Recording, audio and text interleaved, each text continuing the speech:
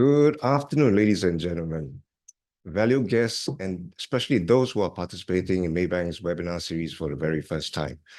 We have assembled a very deep panel of thought leaders from MIBG Research today to help you understand that even despite a fragmented world, growth is still possible.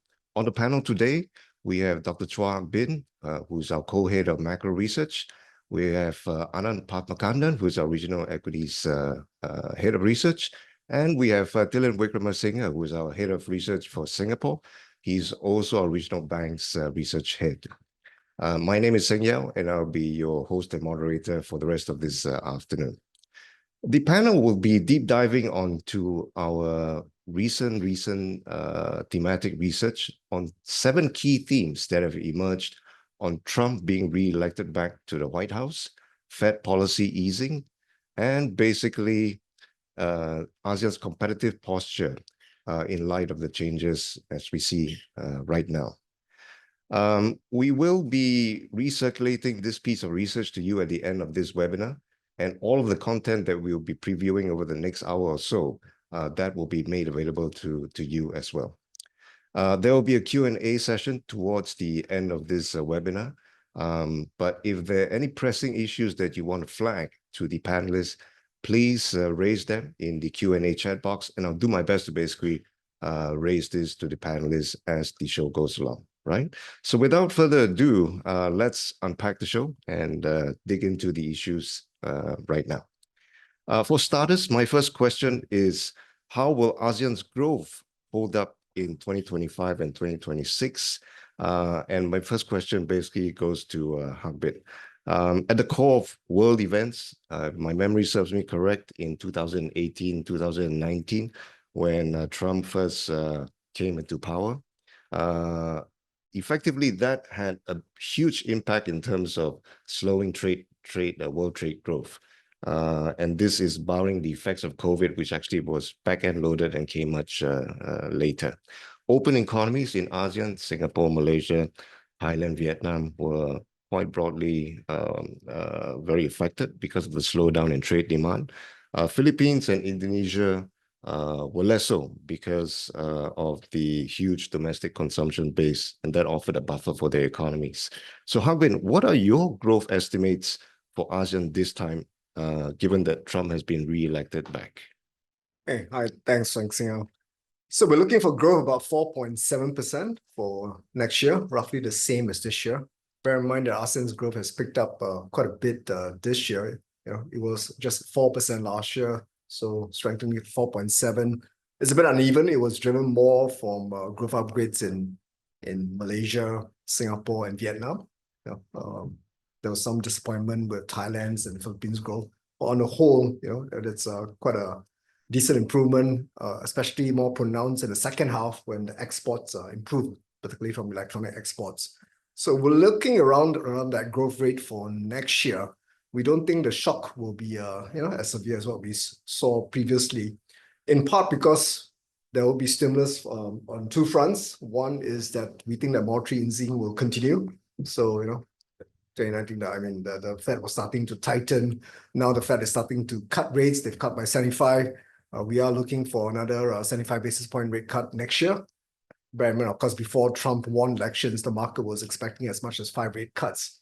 And the cuts is not just from the Fed, but also China will probably ease a bit, as well as some of the ASEAN central banks as well. We're looking for pretty sharp cuts from Bank Indonesia and the Philippines.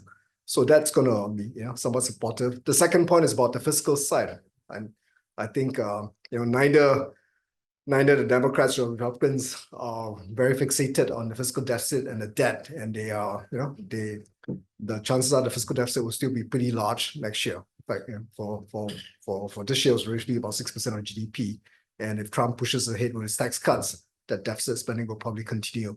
And China, of course, is also looking to ramp up and come up with a package, partly to perhaps offset the risk of this tariff hikes. So I think the tariffs is a big risk for ASEAN, but looking at what Trump will likely do in his first 100 days, it looks like the priority is really to overhaul the whole domestic departments, right? The whole bureaucracy. get rid of the deep state, as he puts it. And then second is really about deportation, right, immigrants. And then third is really about probably the tariffs on China. That he can move very quickly using what he used before, which is Section 301. But it's much harder to actually move on blanket tariffs.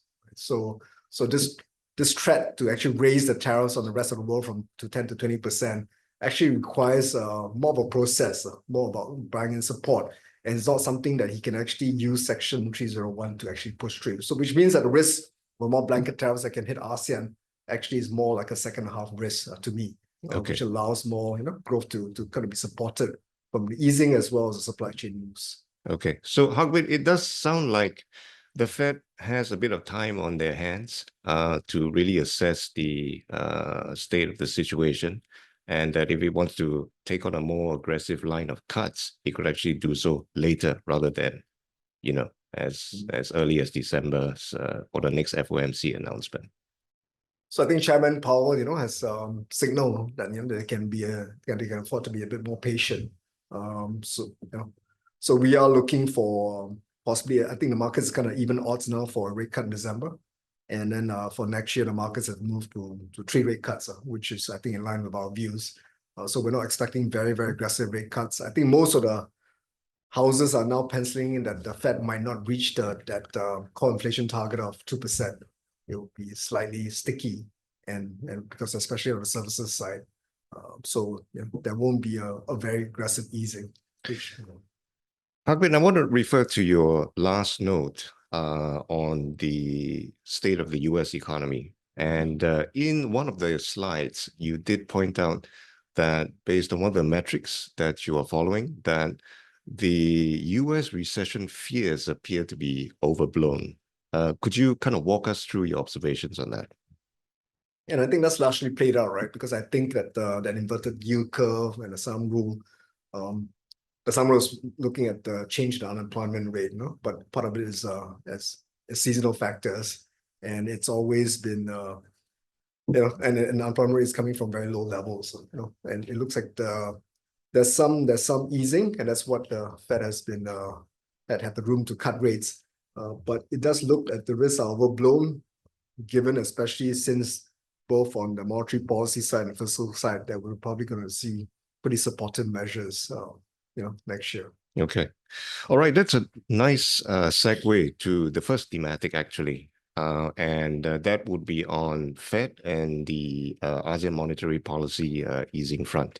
So countries which have seen the highest increases in interest rates since the Fed started its rate hike cycle back in 2022. These countries will likely benefit the most from steeper interest rate cuts over the next year and a half or 2 years. So in this regard, Philippines, Indonesia, Singapore, and to a lesser extent, Thailand should basically be beneficiaries.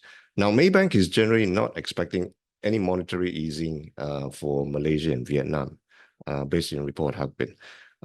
So on that note, bank lending brings us to the next point that bank lending typically slows when a central bank tightens and reverses. Activity actually gets better when interest rates drop. In ASEAN, we've already seen loans growth recovering in most countries, even before the rate cuts. And that includes Philippines, Singapore, and Malaysia. Vietnam's loan growth actually began even earlier, and that was recovering since the central bank cut policy rates in first half of 2023. Only Thailand continues to see loans contracting at this moment. Thilan, if I can direct the next question to you.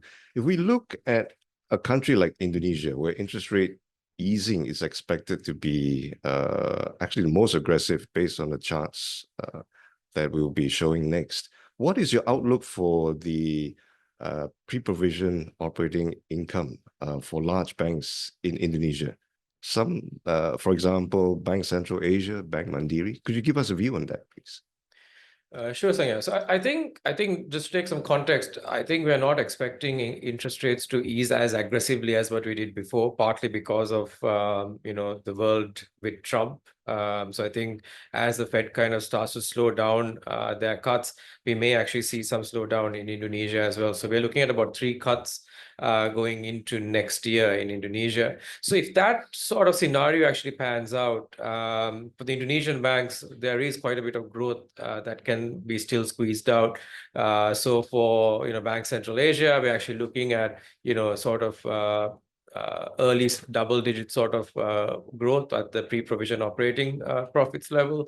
For Bank Mandiri, single high-digit sort of growth as well, and that also is happening at a time where we think provisioning for these banks will start to slow down as well. So I think these banks can quite easily generate pretty decent sort of growth going into 2025. Okay. So when we look at the stock performance of the Indonesian banks, 2 large ones that we just talked about, Bank Mandiri and Bank Central Asia, one did very well, the other one didn't do very well. But when we look at Singapore banks, all 3, DBS, OCBC, and UOB actually performed very well of late. Can you give us some sensing in terms of valuation upside, whether you see more value in Indonesian banks or still very optimistic about Singapore banks? I think it's a glass half full story for both of them in a way, right? So I mean, I think for the Indonesian banks, we are now actually getting into that phase of growth. As rates start to come off, you have some public spending happening in fiscal spending happening in Indonesia. So I think these banks can generate quite a bit of growth. I think for the Singapore banks, the base is already very, very high. So I think the growth for them is going to be tougher and tougher going into 2025. But having said that, if the Fed cuts are a lot slower than what we initially expected, I think the margin side will actually hold up quite well. And we are also expecting the non-interest income side to come in. Look, these banks are getting $2 to $3 billion of AUM inflows on their wealth side each every quarter, right? So there's huge amounts of inflows that these banks are still getting. So I think the wealth side will start to pick up, which has kind of been in the doldrums for most of 2024. So I think from that angle, both the Singapore banks are quite attractive because I think while they're kind of going ex-growth, they're actually hiking up their dividend policy. So I think they're going to be returning a massive amount of capital to shareholders over the next year or two, while the Indonesian banks are attractive from a growth angle. So you can buy growth from Indonesia and sort of yield from Singapore. Great. I'm going to ask Anand the same question. Anand, can we have your view also on the Malaysian banks? Hey, hi, Seng. Yeah, I mean, for the Malaysian banks, sort of sit in between there. We're having a little bit of growth and also a decent capital return story. So I think if you look at the Malaysian banks right now, we're talking about loan growth in the 5.5% plus region. We have been seeing an acceleration, and a lot of that is coming from, a lot of the investment activity that's happening in Malaysia, both in terms of the public side as well as the private side. At the same time, you also have NIM stability. I think when you look at the interest rate picture for the region, some countries like Indonesia, the Philippines, are looking forward to big cuts in interest rates, which tend to have a downward pressure on bank margins. But for Malaysia, our view is that interest rates here will not change until 2026 at least. So it's still stable at 3% in 2025. So that's pretty good in terms of maintaining bank margins. The other thing about Malaysian banks is, in sort of highlighting their defensiveness, is the fact that NPLs are very well behaved.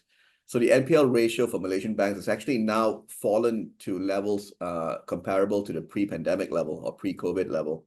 So in terms of balance sheet health and credit quality, all the indicators there are very solid. And finally, a bit like the Singapore banks, Malaysian banks are also sitting on a lot of excess capital. The tier 1 ratios in the 14% plus range. So we do see upside to dividend yields for Malaysian banks, which are already on a BAU basis at 5% plus. So overall, yeah, we are overweight the sector. Fundamentals are solid, fairly resilient to what we're preparing for in terms of Trump 2.0. The stocks we would like, CIMB, Arab Malaysian or AMMB, and Public Bank would be the top 3. Okay, great. Thanks very much for that, Anand. So we're going to move on to our next thematic right now, which is with rate cuts, with the tailwinds from rate cuts, low inflation, and a resilient labor market in most of these countries in ASEAN, we now want to get some sensing where in ASEAN is domestic demand most resilient.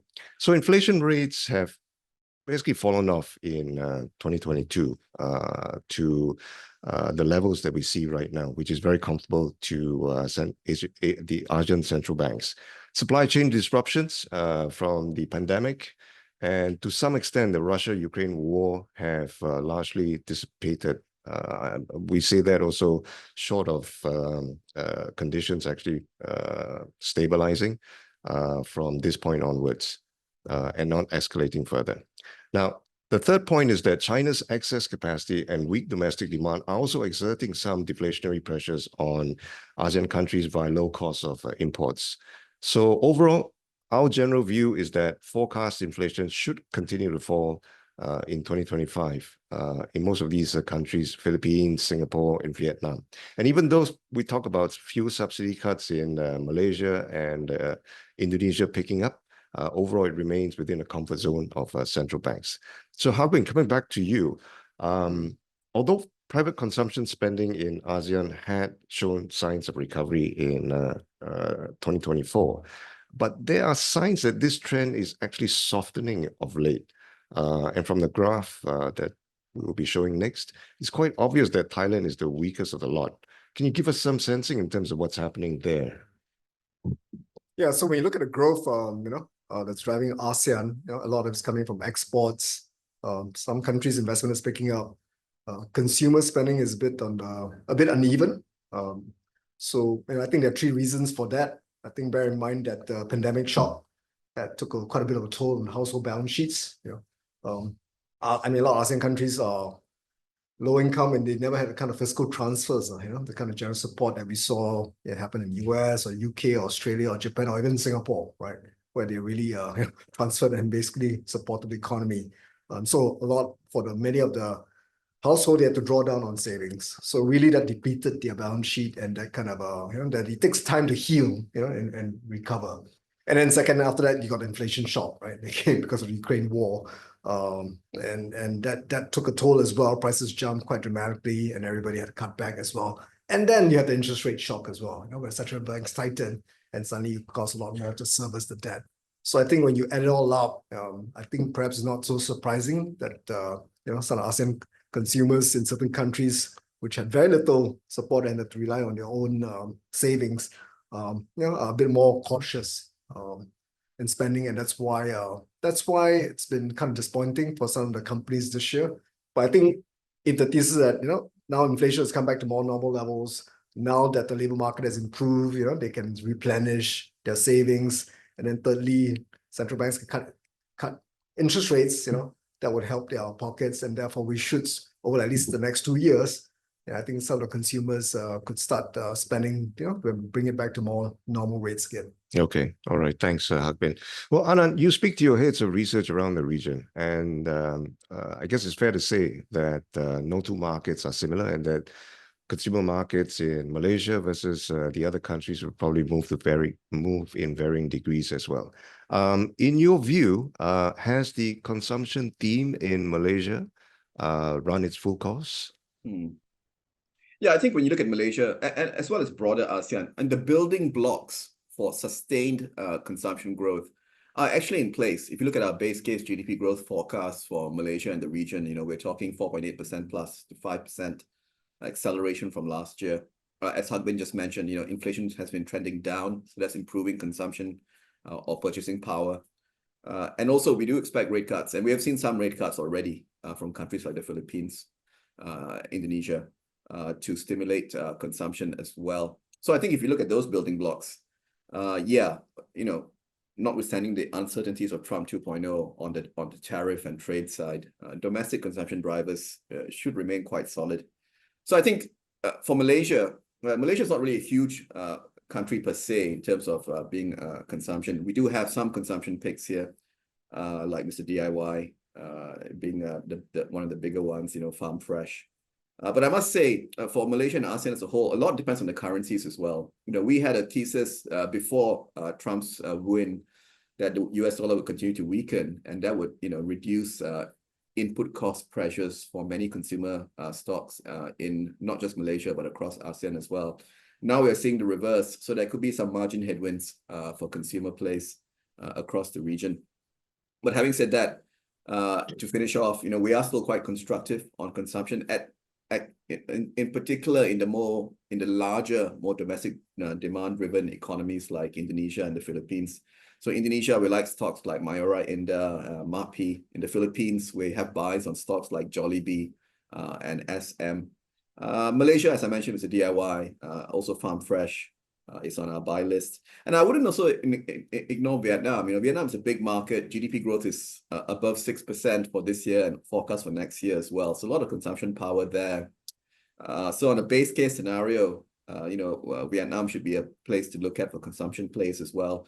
Mobile World, DigiWorld would be among our picks there. Also FRT, which is a pharmaceutical chain, is something we would recommend. Okay, great, Anna. Just to extend on that first point you made on the currency front, what's your view on the ringgit?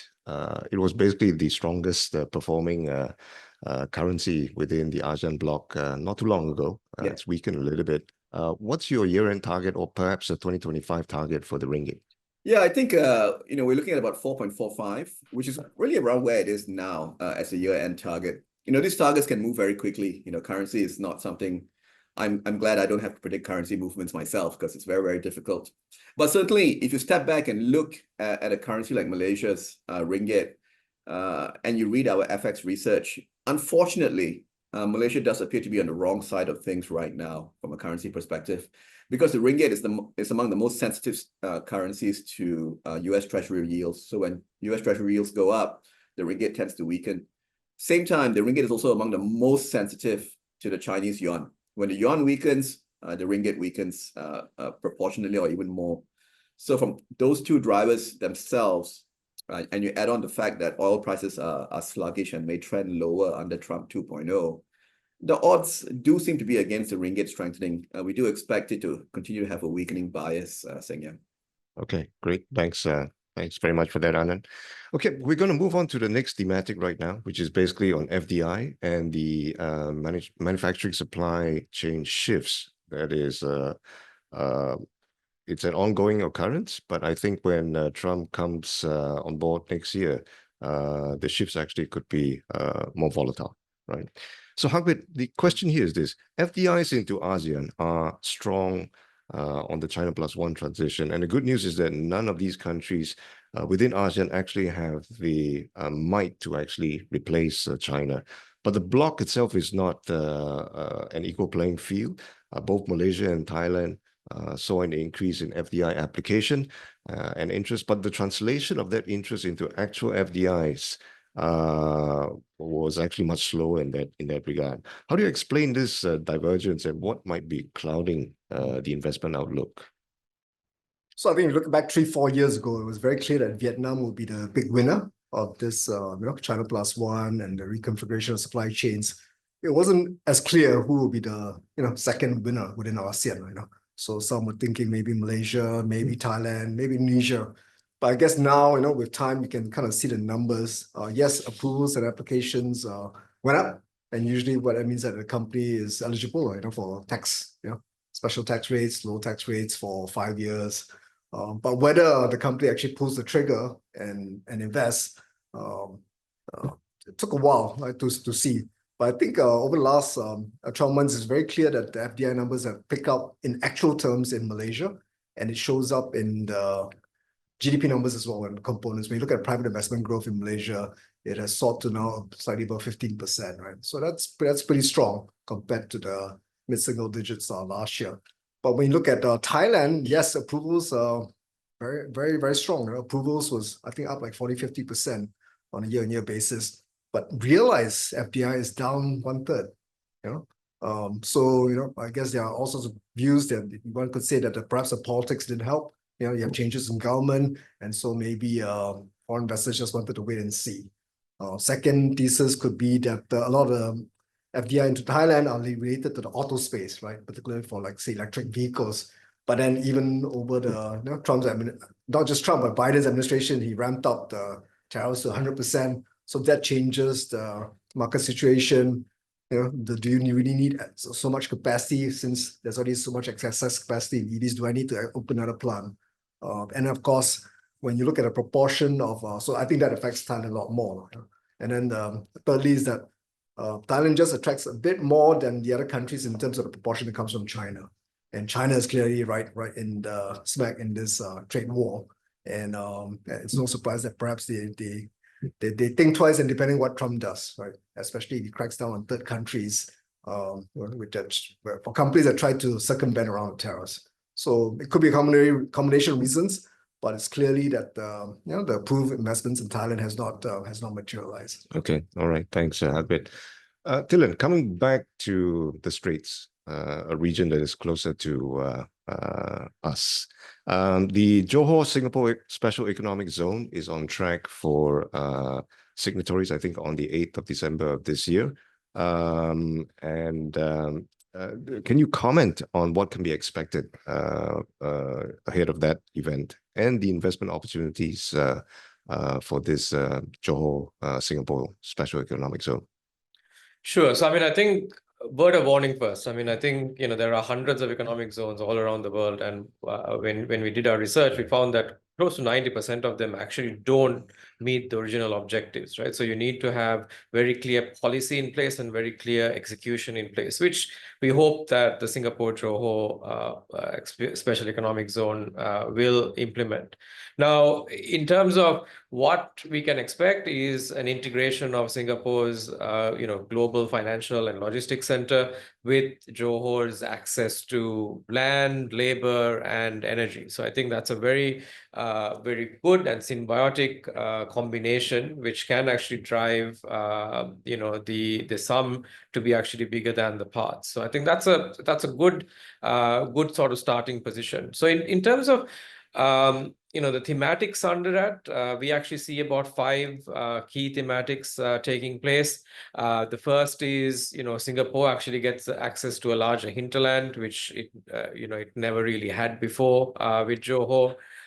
We also think that it provides a boost to this north-south supply chain shifts that are happening. Both Singapore, Malaysia, fairly neutral sort of destinations for investments to come in, and you have this combined firepower of both nations coming in.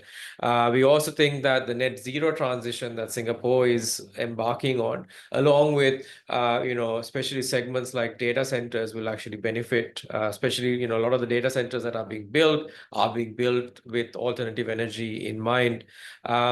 Plus, we think that there'll be a lot more investments that will need to happen in the Johor side for infrastructure, for property, and so on. So that'll actually create another positive cycle. And I think finally, it's actually broadening the SME economy. So if you look at particularly from the Singapore side, where 80% of businesses are SMEs, and which are getting quite squeezed in terms of margins because of higher costs and things like that, this may actually provide a bit of a valve for that to let go. So in terms of sectors, I think there's a broad swath of sectors that will benefit, at least from what we are kind of hearing now. Obviously, the property and the REIT sector on both sides of the causeway will benefit.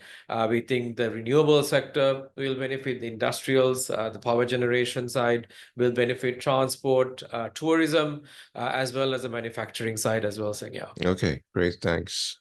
Anand, maybe just to extend on Thilen's what he just highlighted a moment ago. What else can you share with us in the area of on the climate side, especially in the technology space, and infrastructure as well as government-linked investments for Malaysia? Yeah, so as I mentioned before, there's a lot going on the investment side in Malaysia, and it's being driven by both the government as well as the private sector, sort of feed off each other. So when you talk about things like green investments, technology, even the Johor Singapore Special Economic Zone or infrastructure, they're all sort of interrelated. So Thilen has already talked about the Johor Singapore Special Economic Zone, but that's by no means the only investment driver in Malaysia. If you talk about the north of the country, if you look at Penang, for example, Penang is building a metro system, which is badly needed for that very congested island. There's a lot of land reclamation going on to increase the capacity of the island to take in investments. The state government has a plan to import renewable energy, a bit like what Singapore is doing or planning to do in terms of renewable energy imports, to make it even more attractive as an investment destination.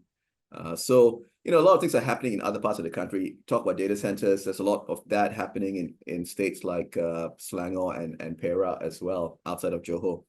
So I would say that yes, all these teams are feeding off each other, and it's also being supported by the government in terms of blueprints like the National Energy Transition Roadmap, National Semiconductor Strategy. So I think the investment cycle in Malaysia has legs, and things like the Johor Singapore Special Economic Zone add to it rather than the only source of it. Yeah. Okay, Anand. Actually, let me take you up on that point about the data center investment boom. So many of our investors would recall that during the period of 2019 to 2022, this was a time when Singapore had basically said that it would halt, construction of data centers for this period so that it could manage the impact on the environment better. And during that period, Malaysia came in and seized the bulk of data center investments and made them basically the wallet share leaders within the region. But I wanted to also kind of point out that Johor, I think just this week has garnered Huawei has garnered 50 applications or so for hyperscalers to date. The state has also rejected 30% of the applications to open data centers. This was done to conserve resources and to ensure maximum gain for the local economy. Do you reckon that this infers that there may be peak saturation within the data center investment space? What's the impact on the value chain, Anand? Yeah, I think we're just becoming more selective. I think it's a very natural process. At the start of sort of an investment boom, we sort of opened the floodgates to just about anyone and everything. And then now we become more selective. I think, Maybank itself has written a lot of research on the data center investment boom across ASEAN. And, our view is you will continue to see double-digit growth in data centers across the region. And Malaysia, really does tick a lot of boxes in terms of being attractive for data centers. It is quite well located within ASEAN. It also has a lot of power and water resources, as well as space to place these data centers. So I think those advantages haven't changed. What has changed a little bit, and would explain that rejection ratio going up, is the fact that we're becoming more discerning in what kind of data centers we want in terms of how efficient they are. And also in terms of how much energy and water resources they take up. So we do have a plan to increase renewable energy capacity quite substantially over the next 15 years. I believe we want to hit 40% renewable energy capacity as a share of total by 2035. We are currently only at 22%. But on that journey, we would want to be sort of rationing what goes to what industry, and data centers, which are very power hungry sectors. I guess the state wants to see plans by these investors to also have an RE angle to their investment rather than depending on the fossil fuel based backbone that Malaysia has right now. So if you look at the template going forward, they may want to consider the Whitetail Power template. Yeah, they're partnering with NVIDIA to set up a data center in Johor. Right next to the data center is a massive solar farm to power that data center. So I think going forward, I think data center participants in Malaysia may have to put forward plans like that, or some other plans where they are much more efficient in terms of energy usage and also water usage eventually. Yeah, and actually, this is timely. There's a question from the floor. The question is basically, what are the key companies in the stock market that we could invest in terms of data centers? So I think YTR Power is one that you just mentioned. Are there others that you can flag to the audience? Yeah, not direct plays per se. I think Whitetail Power is the only one which is actually owning and investing in data center services, especially AI services down the road for ASEAN corporates. So that's what that partnership with NVIDIA is about. The others are more proxies. So you have the construction players like Suncon, IGM, Gamuda, which are winning big construction contracts to build data centers. You're seeing some property players like EcoWorld, Aspi, even Sime Darby Guthrie in the plantation space, who are sort of pivoting to provide land or industrial estates to cater for data centers. So I think one I like a lot is the one that Sime Darby Guthrie is doing in Perak, in the Korean Green Industrial Park. They're partnering with the state government to attract all kinds of E&E semiconductor investments, including data center investments, and they'll be building renewable energy resources right next to the park to power those investments. So yeah, so there are various ways to play it. You can property companies, you got construction companies, and you have one or two pivoting companies like Whitetail Power or Sime Darby Guthrie, which are sort of going into that space in a big way, and they have the assets to do it. Okay, thanks. Thanks very much for that. It's probably Singtel as well in Singapore, given the fact that they're also investing quite a bit on data centers as well. Excellent. Thanks, Dylan. Okay, on that same corollary on tech, let's move on to semiconductors right now. So ASEAN is basically benefiting from the diversification of global chip makers' supply chain beyond North Asia. It's quite intuitive that largely this is because of intensifying US tech sanctions on China and rising tensions between China and Taiwan. Malaysia appears to be taking pole position in securing investments in this space. Approved investment commitments into Malaysia's E&E cluster nearly tripled in 2023 from the previous year. Malaysia and Vietnam have seen notable increases in their global semiconductor export shares over 2015 to 2022, suggesting that both of these markets have actually been successful in attracting chip-making investments. Dylan, let me just come to Singapore right now. How about the Singapore tech players? Any comments on them? I think the 3 words, still not yet. I mean, I think if you look at most of the tech manufacturing players in Singapore, a lot of their customers are still seeing slowdowns in terms of demand and orders. And also there is this additional wrinkle now with Trump, coming into the White House. A lot of their customers actually they still sell to China. Around 40% of the exports still go to China. So if there are additional restrictions that are being put in place, that can have a big impact, so that the flow can actually go lower. So that's something to kind of watch out for and worry about. So I think we are still pretty cautious on the tech manufacturing sector as a whole. We think you will start to see some orders coming through, but the earliest you'll probably see that is in the second half of 2025. So no real urgency to act yet. Now, having said all that, I think you also need to look at, if you look at the Singapore players themselves who have capacity being put in Malaysia and so on, they will benefit from, the supply chains being shifting from North Asia to Southeast Asia. I think that will give them some, a little bit of a lead there, but that's something to watch out for in the short term. Okay, thanks, Dylan. Anand, coming back to Malaysia, now the chip testers and semicon sector typically respond very well to a strong USD environment. Has that played out as you had expected in this current cycle? Yeah, I would echo what Dylan just said. I think Malaysian tech hardware plays at least, are not out of the woods yet. Yes, there is, the US dollar angle is an important one, but it's a short-term catalyst, yeah. So when the US dollar strengthens, you do see this margin expansion for the tech hardware players in Malaysia, primarily because the bulk of their exports are US dollar priced, but a lot of their costs are ringgit based.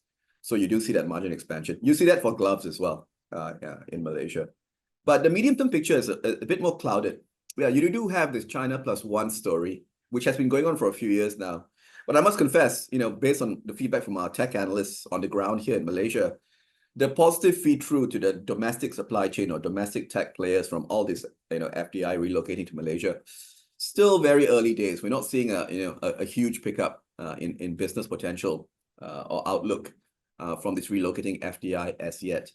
But the more important medium-term issues are structural in nature. One is, as Dylan pointed out, a lot of the tech players in Malaysia, Singapore sell to China. Yeah, 30-40% of their revenues are from China. And if the China market is going to be, kneecapped or penalized by the US, that means that source of demand will continue to struggle. Yeah, so we're not going to see a big pickup. Structurally as well, if China continues to be isolated by the US in the tech space, the Chinese are just going to double down on their self-sufficiency drive, right? They're going to do more and more things themselves because they can't rely on the US or its partners to help them. And that's bad news as well for supply chain companies like those in Malaysia and Singapore, because if the Chinese are building capacity in China, why would they need Malaysian and Singaporean suppliers? Yeah, so those are things that we have to monitor in the medium term for the tech sector. So we're very selective how we're positioned in Malaysia. We like Frontcan because it's tied into TSMC and the AI boom most directly. And we like Great Tech because it's tied into sort of secular growth industries like solar and EV. But the rest, we would be quite neutral at this point in time. Okay, thanks, Anand. So these are clearly clear and present danger to the ASEAN sector that plays into this theme. I want to ask Harbin a question. So in your opinion, Harbin, with ASEAN introducing a lot of these policies to attract FDIs into electronics value chain, what else can it do to basically ring fence itself or build a moat to make sure that it continues to be sustainable for the region? I guess it's pretty tough. I mean, just bear in mind that the semiconductor boom is really on AI chips, which ASEAN is really not as plugged into. That's why when you look at the export growth of Korea and Taiwan, they're all like soaring at 30%. ASEAN's recovering, but it's roughly about just 10% year on year. We're in the legacy chips. Malaysia's strong in the assembly, testing, packaging, and the lower end chips. And Vietnam would be closer to stronger in the consumer electronics. All your Samsung handphones are all produced there. Your Apple iPads. But so these are not seeing the same kind of boom as in the AI space. Okay. We can build up. I think there are a lot of investments that Malaysian governments, for example, training up, right, for this high tech and semiconductor centers. But bear in mind that the big boys are jumping in, and the big boys are giving huge amount of subsidies, right, for the construction of semiconductor plants. And it's not just the US; it's also Japan, it's EU, it's China, and I think therefore it's very hard to compete, especially you need very skilled R&D talent in that space. But we try to lock in some of the MNC investments to come in. And I think the other issue is that, and very clearly in this case, like car chips, right, auto chips, because the Chinese EV players are taking market share from and that auto space. Most of the chips are produced in China and by Chinese companies, and therefore the older kind of chips that are used for the IC cars are basically losing market share, which is probably produced more within ASEAN, for example. So again, to really watch out for this massive investments from all these other countries and into, especially from China, into the legacy chips, which might eat into ASEAN's market share. Okay, all right, Harbin, thanks for that. Perhaps we can start to take a look at the tourism sector as our next thematic right now. ASEAN's tourism recovery in 2024 is looking, I guess, more stable in that sense compared to 2023, when there was a bump in terms of Chinese tourists coming in, but that largely dissipated after the revenge spending faded. But if we look at total tourist arrivals in Malaysia, Vietnam, Thailand, Singapore, and Indonesia, many of these countries have actually climbed to above 80% of pre-pandemic levels, with perhaps only Philippines lagging behind. Flight capacity too are also near pre-pandemic levels in Philippines and Singapore, but they are generally lagging behind in Thailand, Malaysia, for these two markets.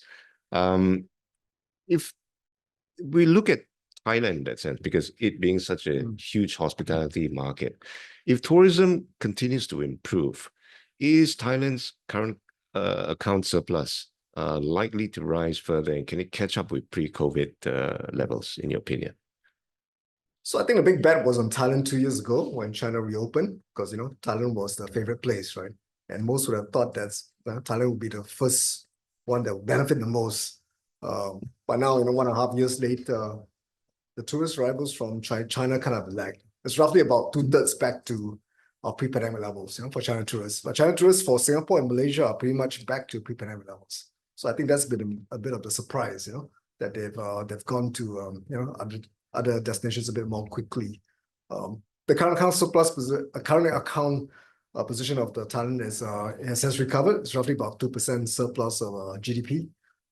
And then if you look at tourism receipts for Thailand, it used to account as much as 10% of GDP. As of this year, it's I think tracking almost 8% of GDP. So tourism receipts are coming back, almost back to where it was, but not quite. And that's helped to lift the current account back into a surplus. We think that by the second half of next year, it should be roughly back to where it was. So that will continue to probably strengthen the current account position, provide some support therefore for the central bank's foreign reserves, provide some support for the baht. So yeah, I think it's looking promising, and I think because of this catch up, Thailand is also one of the countries that's given visa free for China tourists. There's some restrictions on there's some slow rebuilding on the flight capacity. It's been slower than the other countries, but hopefully that can accelerate going into next year. So I think the tourism team is still pretty much intact, and a lot of the hospitality place in Thailand should benefit. Okay. Actually, coming back to Singapore on the tourism team, I'm going to ask Xuan Hao to pull up the next chart over here on Genting Singapore. Dylan, can you tell us why Genting Singapore share price is in such doldrums at this moment, despite what we're seeing with the comeback of China tourists? Yeah, so I mean, the stock's down about 4% on a year-to-date basis, and I think part of that, third quarter also we did see, results actually missing a little bit, and part of that is just the VIP win rates were fairly weak. We also saw that the mass market didn't really pick up to the level that we would have liked to see it, but I think most of these are fairly temporary setbacks rather than any structural setbacks for Genting. We're actually expecting win rates to normalize going into the fourth quarter, especially on the VIP side. And we also should see seasonally higher visitors coming in the fourth quarter and also in the first quarter as well. So that should also give that a little bit of a boost as well. Plus, we actually had a lot of VIPs, some VIP capacity was taken away because, Hard Rock Hotel was taken away, right? So there's a new high-end hotel that is coming on stream that should happen in the first quarter of next year. So I think, a lot of the positives are starting to align for Genting, and I think the valuation, where it is actually quite attractive, especially because the whole sort of RWS 2.0 investments that they're doing right now, the market is saying that's worth zero. So I think there is quite a bit of potential for this stock going forward. Okay, thanks, Dylan. There are a few questions from the floor on this theme of tourism. So I'm going to try and take them now and perhaps direct the next question to Anand.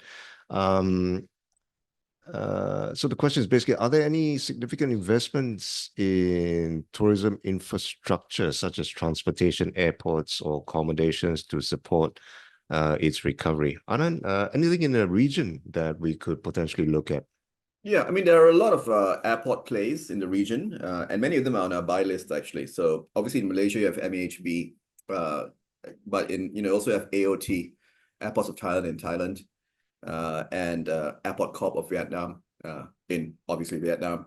So all of them are seeing various levels of investment to cater for the huge recovery in tourism. And you're seeing the same to their primary customers, which are the airlines. Yeah, so all the airlines are still bringing capacity back online. Very few of them are back to pre-COVID levels as yet. So the most well-known ones like Capital A in Malaysia, AAX as well, which is our preferred pick at this point, should definitely be on your list of tourism proxies. The third level is what the tourists do. Once again, they play and land the airport. They go to the hotel. So you have hotel plays. I mean, Dylan talked about Genting Singapore for Singapore. In Malaysia, you have the Genting Group, obviously, especially Genting Malaysia, which gives you the Malaysia-focused sort of tourism proxy. But Thailand is probably the one where we focus on, as being the one with the best sort of hotel leisure picks. So things like Asset World Corp, which is our top pick there in the hotel space. Central Patana as well for hotels. And also Central Plaza Hotel Group or Centel is on our buy list. Any view on medical tourism, especially in Thailand? Yeah, so the top stock for medical tourism in Thailand is Bumrungrad. That is on our buy list. It's not our top pick in Thailand, but it is the best stock as a medical tourism proxy, probably in our whole ASEAN coverage. Our top healthcare pick in Thailand is actually Chularat, which is more of a domestic pick and driven by domestic policies on healthcare subsidies by the government. And you see a similar sort of thing in Indonesia. You don't have many medical tourism plays, but you have a lot of government policy related hospital picks. But coming back to your question, yes, medical tourism, you would focus on Bumrungrad in Thailand. To a lesser extent, IHH in Malaysia as well gives you exposure through their Singaporean hospitals, the Parkway Group in Singapore. But for IHH, that's only about 30% plus of their revenues. So it's not as focused a play as Bumrungrad. Okay, all right. There are more questions in terms of what else to look at. Many of these questions, I believe there is a segment towards the end of this program where we will talk about our head of research favorite picks, Thilan and Anand's favorite picks around the region. So I'll save these questions for just a few minutes later, if that's okay with the audience.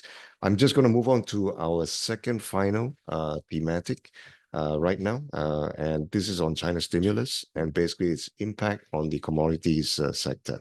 Now, since late September, many of us would know that China's policymakers have pledged to ramp up monetary and fiscal stimulus to counter the country's deflationary pressures. What's left right now is the official statement from the PBOC in terms of how much is going to spend or pump prime its economy on the fiscal stimulus side, and that the market is still waiting quite eagerly. So Hagbin, you expect this round of China stimulus to have a more limited impact on commodity imports based on your last note. Can you tell us a bit more why that's the case? Well, I guess, I mean, to put it simply, China has pretty much built up its infrastructure to a large extent, right? When you go around, travel around China now, you got all the spanking airports, you got all the fast trains, and it's all pretty done and built, right? And on the housing side, well, there's an excess glut situation, right? There could be 4 or 5 years of inventory to clear. So it's not going to be the kind of impact on construction and all the build up of infrastructure that we saw in 2008 numbers, where that really ramped up leverage and also to a big investment bank. This time, the government's focused on just trying to stabilize the situation, trying to get the projects that have been started just to be completed, and therefore, but there are still curbs of new housing projects because it's mindful of that excess supply. So when you look at the behavior of China imports since they announced the stimulus measures, it's actually been very muted, right? And we noticed that a lot of the imports from China is more on the machinery stuff, equipment, so maybe the slightly higher tech. But in commodities, actually, it's still contracting, right? So clearly, that's not where it's directed at. And clearly, there's actually quite a bit of inventory that the Chinese are also holding, that is still not really coming down very much. So you have to run down inventory before you even start building out the stock of commodities. So our guess is that the kind of stimulus that China will announce and has been announcing, has already announced a very big, debt swap. It'll probably come with more details of Trump's policies in place early next year. But I think a lot of it is going to go and be directed towards consumer spending, but in the investment side, and also on services. So it's going to be a bit less tangible, and unfortunately, I don't think it'll be that big a driver for, say, Indonesia, which is very dependent on commodity exports to China. Yes, indeed.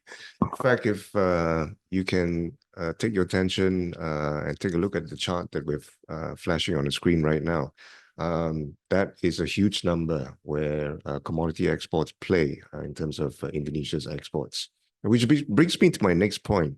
And I hope Anand can help us understand this a bit better. Our head of research in Indonesia is calling a buy on commodity stocks, but simply this is from a valuation standpoint.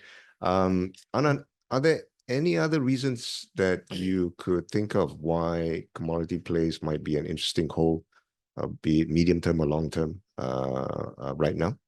Yeah, I think personally, I mean, Jeff has been bullish on commodities for quite a while in Indonesia, primarily because he was hoping for a giant or sizable stimulus bazooka, I guess, from China that would stoke demand.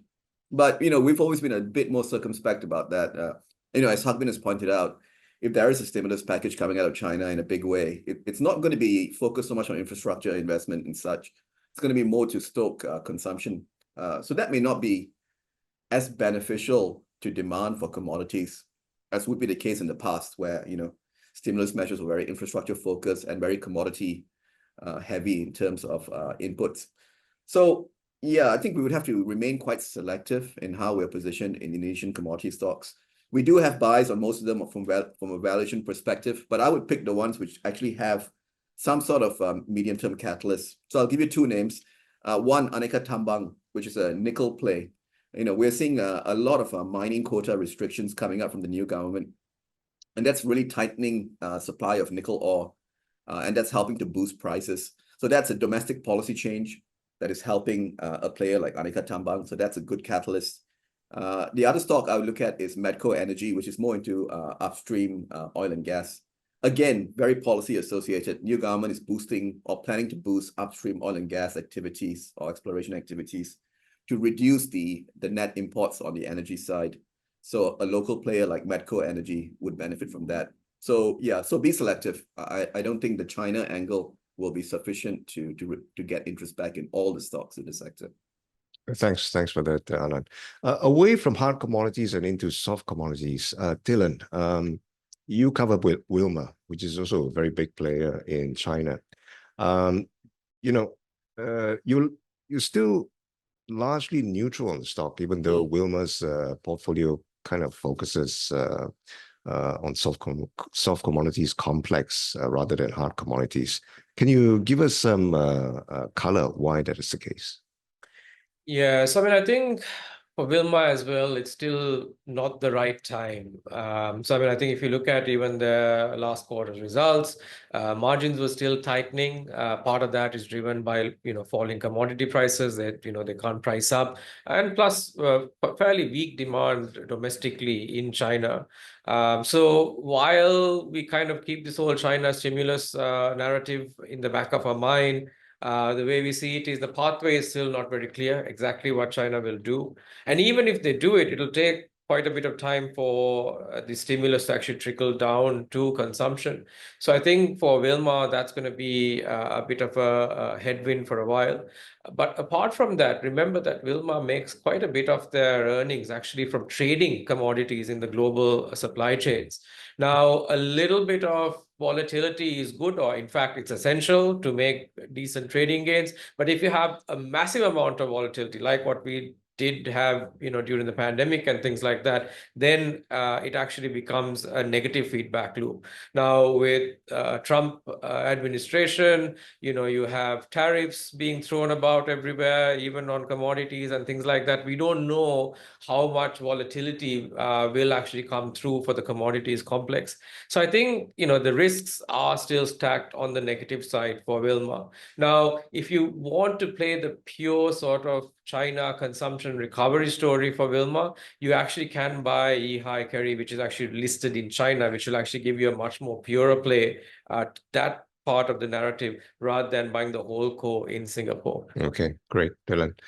All right, now we're coming to the final segment of the show, and here's where we talk a little bit about our head of research best stock picks around the region.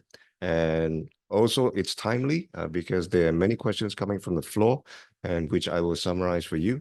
One is basically on the palm oil industry, CPO trends. There's a question in terms of e-commerce platforms within ASEAN. There's also a question on REITs and what the Fed could possibly do in the short to medium term. So before we deep dive into these 3 or 4 areas, I'm going to first ask Xuan Hao to flash the next slide to set some context, okay, in terms of how the region has performed over the last 2.5 months. And you can see on the slide that basically Singapore, Taiwan, Hong Kong have largely done very well, as opposed to the other countries such as Thailand, Malaysia, Philippines. India has actually come way off from its peak in the third quarter of this year. Vietnam has also been fairly weak, just as Indonesia. Could we have the next slide, please? And in terms of the earnings revision outlook, also for the same period, we have seen that there is quite a steep earnings revision for smaller markets like Philippines. MSCI Singapore has also been fairly strong in that sense, despite its strong performance in the last, I'd say, 5 months or so. China, there's a bit of earnings revision over there. And to some extent, we see some earnings upside revision on Indonesia as well. And then everything else below that is actually looking on the negative side. Xuan Hao, can we have the next slide, please? So overall, if we look at ASEAN or MSCI ASEAN from a PE perspective, and we plot the distribution of the PE over the last 10 years, effectively what we're saying from this, what we're seeing in this chart is that PE is still not exactly expensive. It's not even close to the median point of its 10-year performance record, right? And if you look at some of the other markets, we actually see deep value in Philippines, Vietnam. The only outlier over here is basically Thailand, probably because of the weak earnings outlook. PE tends to bid on the high side, based on that chart over there. So there we have it. The summarize, ASEAN is not expensive. There perhaps is still some growth opportunities, but we need to now speak to our heads of research to find out exactly what they like in their space. Okay, so with that, I'm going to first turn to Singapore and have perhaps Dylan comment in terms of what he's seen so far in the last, actually year to date, the market has, Singapore has performed fairly well. Let's get Dylan's thoughts in terms of what he sees over the next 6 months to a year. Dylan? Sure. So I actually think that, Singapore's, been one of the better performing markets in ASEAN, probably the best performing market in ASEAN this year. But I think we are still at a baby bull market for Singapore. It's not a full bull yet. If you actually look at the last 25 years of market performance for Singapore, we've actually had 3 bull markets. The 2003 to 2007, mid 2007, 2008 cycle. We had the 2008 to 2015 cycle. Now, if you look at those 2 cycles, you can see that the market kind of returned about 3x to 2x during that time.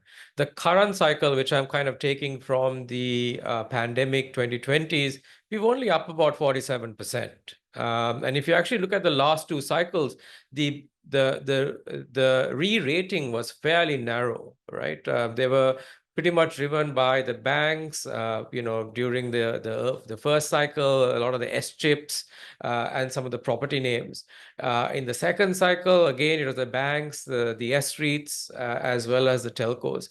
But if you actually come to this cycle, you actually see a much more broader drivers driving the re-rating of the market, right? We have the banks, we've got oil and gas, we've got telcos, we've got transport, we've got utilities. And we actually think that there's a couple of other sleeping sectors in there as well.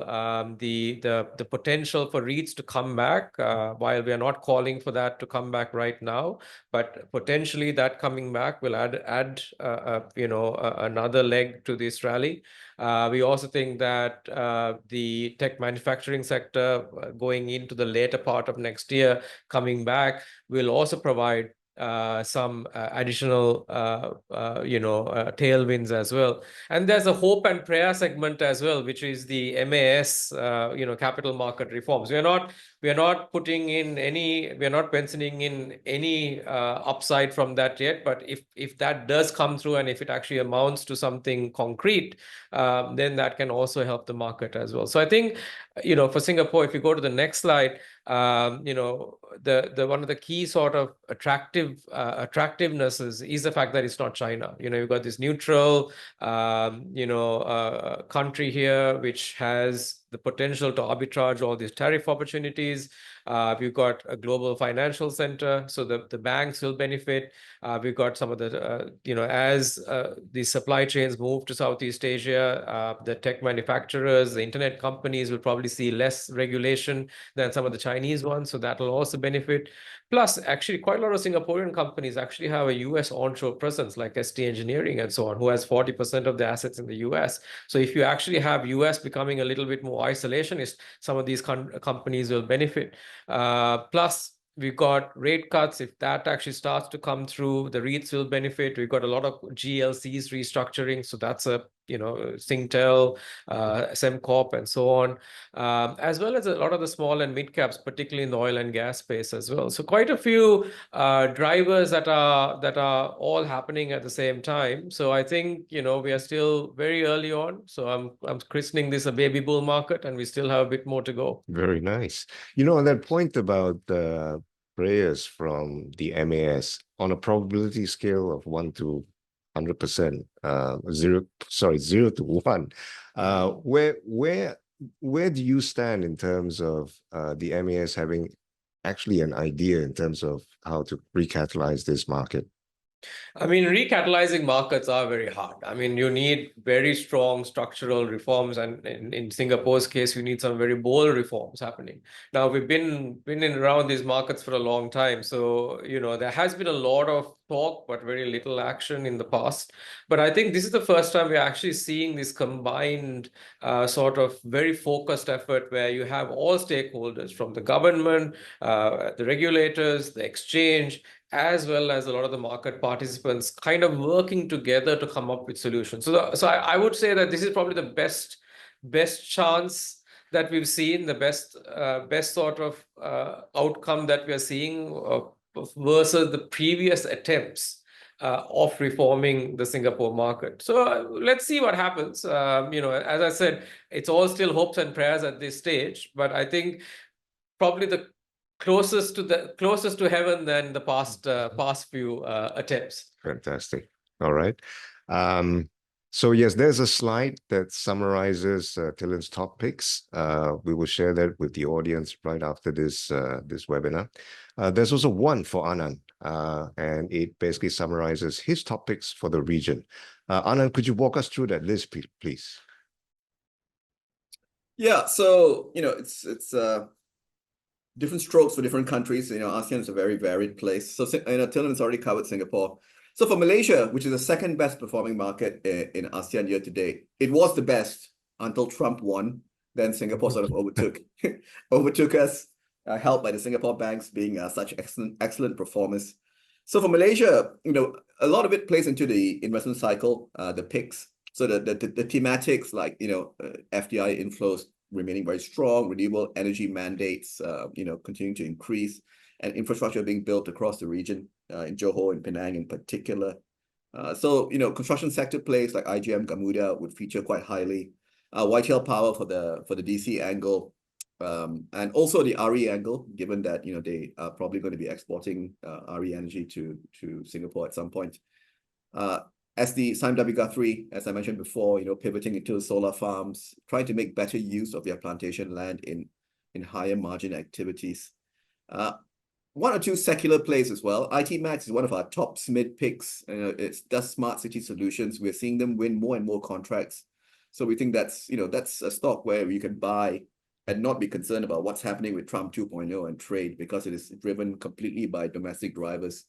Some other stocks we like as we sit here in the property space. CIMB, I mentioned banks is a sector we are overweight on. So CIMB is our top pick there. Mr. DIY in the consumer space. and also Westports, which is a sort of a low beta defensive pick. Indonesia, much more focused, big banks is where we would be. Definitely when, things are looking a bit more uncertain, you would want to stick to the bigger banks with a strong funding basis like BCA and Bank Mandiri. One good secular growth play is Bank Syariah. So Sharia finance growth, or Sharia financing growth in Indonesia is probably about 20 years behind Malaysia. And Malaysia has seen dramatic growth in Islamic assets, Islamic lending. So we're seeing something like Bank Syariah Indonesia will also replicate that growth in Indonesia over the next 1 to 2 decades. So that's something you want to be positioned in. ASEAN in the home improvement space. This is a consumer discretionary play. And of course, the healthcare sector in Indonesia, very attractive from a secular growth perspective. Mitra Keluarga, Mediloka Hermina, which is HEAL IJ, is our top pick there. But we also like the other two peers, Mitra Keluarga and Siloam as well. Thailand, as mentioned, tourism plays like AOT, Centel, Central Patana or CPN, and Bumrungrad are probably our top picks in that space. 1 or 2 smaller plays for the increased fiscal spending by the government, something like Tasco and probably CK as well in the construction space would be something to look at as well for SMID exposure. Philippines is all about consumption. Yeah, so Philippines has some very good consumer stocks, and the combination of declining interest rates and stronger peso and lower inflation do make the consumer stocks there attractive. So SM Prime, Jollibee top the list. Also GT Capital, which is the Toyota franchise in the Philippines, is on our buy list. And finally, Vietnam. The big story for Vietnam, besides the 6 to 7% GDP growth, is the market upgrade potential. Vietnam is still considered a frontier market. We do expect it to be upgraded to emerging market status by FTSE sometime next year, probably in the second half of 2025. And that will make it much more investable for institutional investors around the world. So we would focus on the banks there. Vietcombank, Techcombank, also consumption plays like Mobile World I mentioned before. Also FRT, which is the pharmaceutical chain. FPT is a tech play, very, very widely held by foreigners as well. And PBS, the oil and gas play, which interestingly is also involved in exporting renewable energy to Singapore. So that's a rundown, Senya. Thanks for the rundown. In case the audience missed the slide earlier, do not worry. We'll be able to pack this into a PDF, and we'll distribute this and share this with everyone on the call today. So we're on the dot right now. It's 1:15, but we'll take one final question and close the webinar. The final question is basically this. Some are saying the Dow Jones will go higher under Trump. Is it possible, and how high? I'm going to basically ask Thilan if he could basically comment on this, because he also looks into the US markets as well. As a matter of fact, Thilan hosts a weekly Monday show in which some of these US calls will also be featured there. Thilan, could you maybe just give us a bit of crystal ball gazing on the US market too?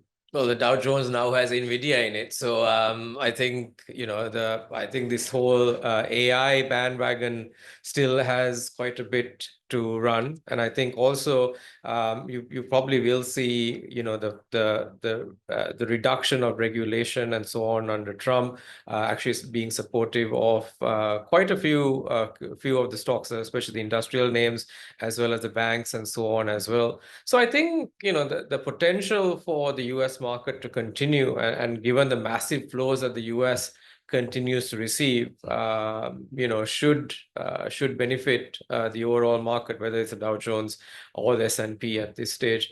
In terms of how high it goes, I think anybody's guess, but I think there is definitely potential for more momentum in the US market. Thanks, Thilan. So as I mentioned earlier, Thilan hosts a weekly Monday show, 12 p.m. Singapore time, in which he works with the head of research across the region, and will also cover his best picks for the week for the Singapore market as well. So I've asked my colleague to basically flash this QR code onto the show right now. If you're interested in basically learning more, including the US market, please basically scan the QR code and join us every Monday, 12 p.m. Right? With that, I thank you so much for your time today. I know it's lunchtime already. We also want to take this opportunity to thank the panelists, Hakbin, Tilan, and Anand for their insights and sharing in terms of what to buy in the region. We hope you enjoyed the show, and we really do look forward to seeing you again very soon, and also on the Market Monday show. So with that, thank you very much, and happy hunting in the stock market. Thank you. Thank you. Thanks.